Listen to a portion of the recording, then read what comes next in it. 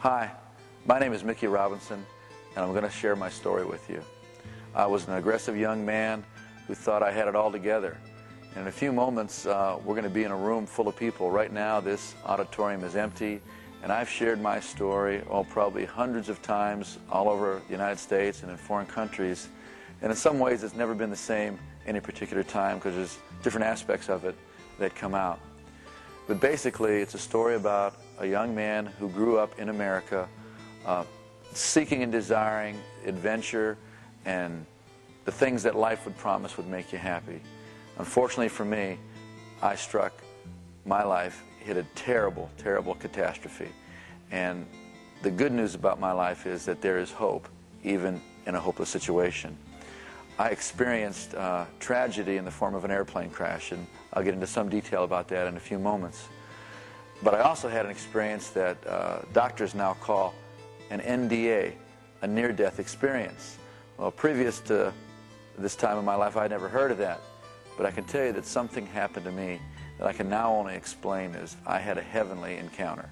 And that heavenly encounter not only changed my life for that moment, but for the rest of my life, it would never be the same. And I had no advance information on such things.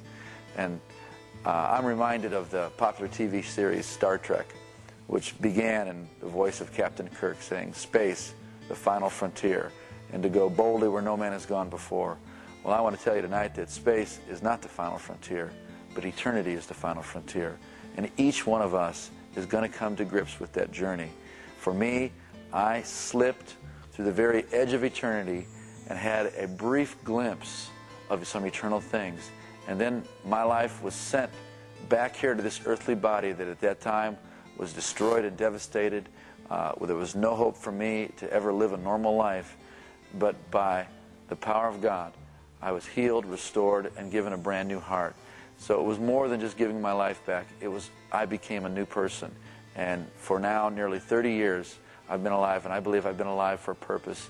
And that purpose, one of the main parts of that purpose, is to say that there's hope in this life in every situation. So you'll be joining me live now in Nashville, speaking to a bunch of people in a place called the Belmont Church. Come with me on this journey, and we'll tell you a little bit more about this life. He arrested Mickey Robinson at a very young age, and his life took a different turn. And when Ananias came to Saul, he said, "The Lord has appointed you to know his will, to see the just one, and to hear the voice of his mouth." And there is a lot of sense in which that's what he did with Mickey.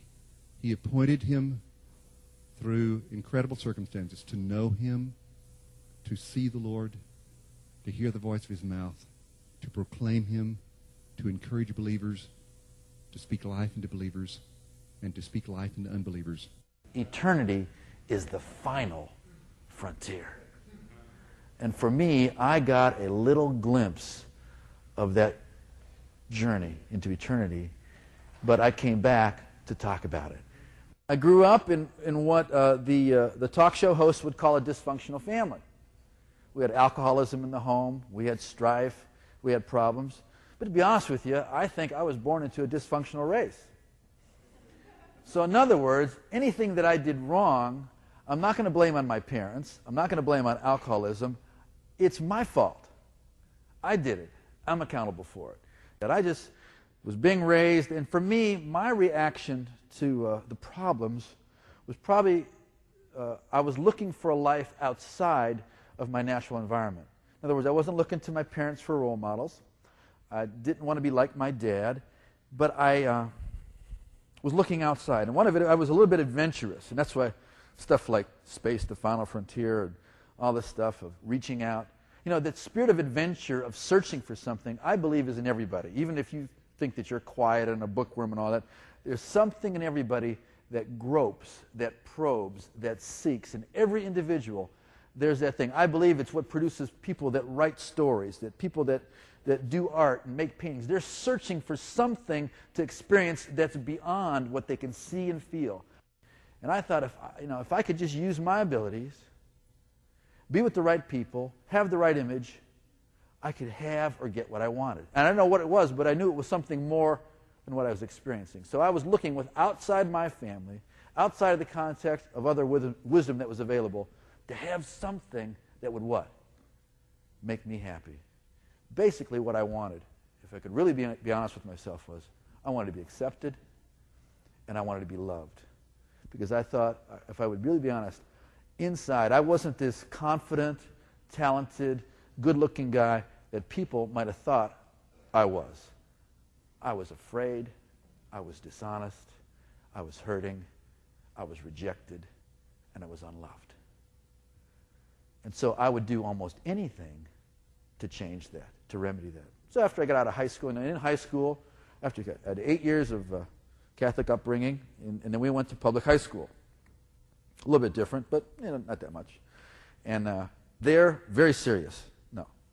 I wanted to be good at sports, a lot of different girls, things like that. And this is back when the Beatles first came to America. And so our society was changing, and we were still kind of like in the 50s. And in mid-America, California would do stuff first, and then it would trickle down, stuff like that.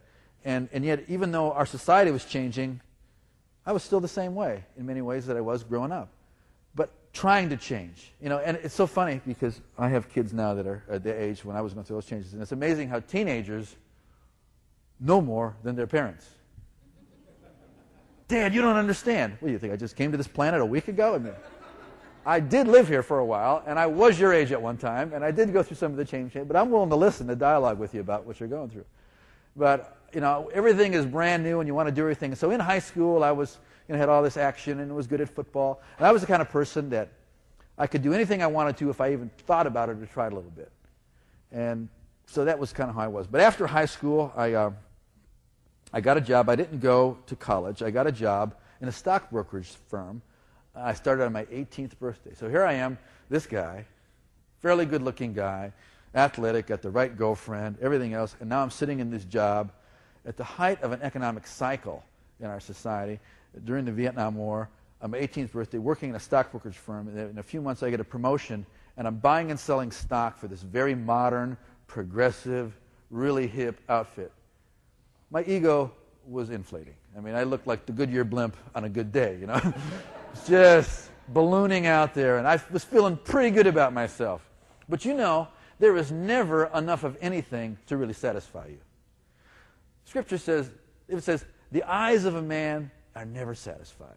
There's never enough money to satisfy a person. They asked Getty, the oil billionaire, well, sir, how much money is enough money? You know what his answer was? Just a little bit more. There's certain things that seem like they satisfy, they seem like they gratify, but you say, this is pretty good, but if I could just do it a little better or do it a little bit more. Everything on this earth, everything that's temporal is like that. It gives you momentary pleasure, but then you got to get another fix. And so while I was in the stock brokerage thing, that was great, but there was still something more I wanted. And I've always been fascinated with aviation, with flying. Even as a real little kid, I loved to look up in the air and look at airplanes. The Goodyear blimp would literally fly over my house. It used to live in Akron, Ohio. I live just north of that. And I loved the old Superman television show. Now, are there reruns of Superman still on? This is the real cheesy black and white cutout, And for a half hour, once a week, when that show was on, I would tie a towel around my neck, and I'd be on the armchair of our family sofa, and for a half hour, I'm flying, diving off with Superman, watching that show. And my mother was ready to clobber me, because I'm going to probably break this couch.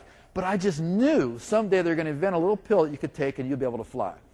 Wanted to do that, and always wanted to fly. I was crazy about aviation. Studied the space program, the whole bit.